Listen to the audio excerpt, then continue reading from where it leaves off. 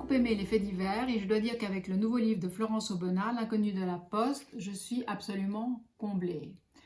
Alors comment ce livre est-il né? C'est une journée d'août. Florence Aubenas est de permanence au journal Le Monde. Et puis, il n'y a pas grand-chose à faire. Elle reçoit un coup de fil d'une femme qui lui dit qu'elle est amie avec Gérald Thomassin. Gérald Thomassin est actuellement en prison, accusé d'avoir tué une postière à coups de couteau.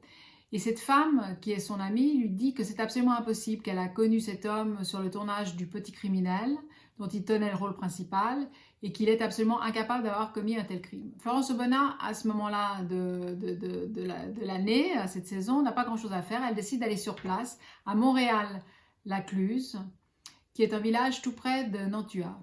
Là-bas, elle commence à discuter un peu avec les gens, elle commence à mener l'enquête, etc. Et puis, c'est le moment où Thomassin va sortir de prison parce qu'il a fait déjà 3 ans de préventive, qu'il n'y a pas eu de jugement et on est obligé de le libérer. Peu de temps après, de toute manière, il va y avoir un non-lieu, faute de preuves contre lui, il est donc innocenté.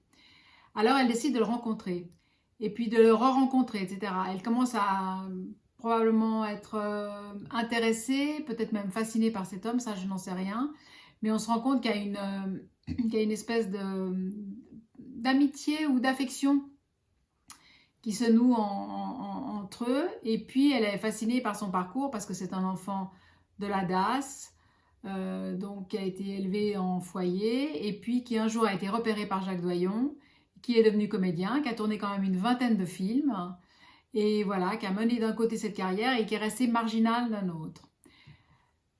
Pourquoi est-ce qu'il a été accusé? Parce qu'il habitait en face de la Poste, qui n'a pas vraiment d'alibi pour ce moment-là, et qu'il a eu des propos un peu ambigus, comme s'il cherchait à se faire attraper, tout en clamant son innocence.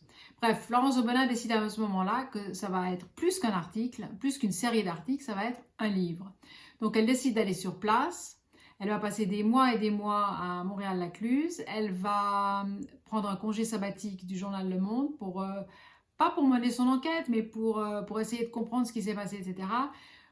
Bon, je ne vais pas vous raconter en détail, il y a des suspects qui se succèdent, il y en a un finalement qui va être arrêté et qui semble un peu plus suspect que les autres, hein, pour des histoires d'ADN.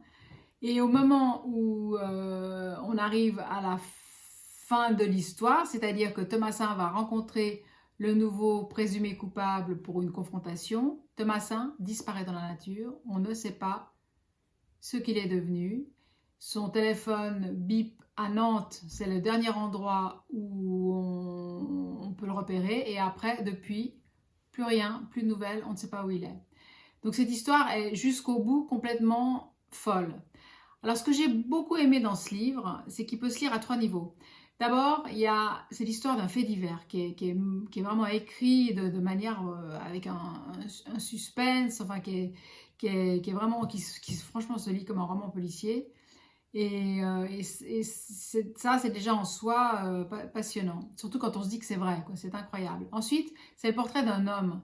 Le portrait de ce Thomassin est tout en finesse, tout en subtilité, et voilà, moi je le trouve extrêmement réussi et sensible.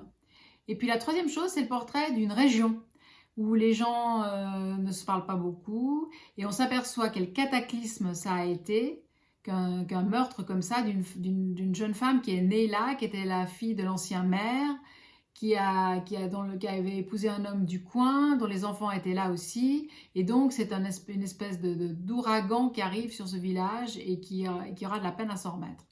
Voilà, donc pour toutes ces raisons, je trouve que ce livre est absolument, parfaitement réussi. Et voilà, je dois dire que c'est un travail assez impressionnant, un beau travail de journaliste, c'est un travail de journaliste et c'est aussi un travail d'écrivain. Donc, Florence Aubenas, L'inconnu de la Poste, et il sort aujourd'hui. Bonne lecture et à bientôt!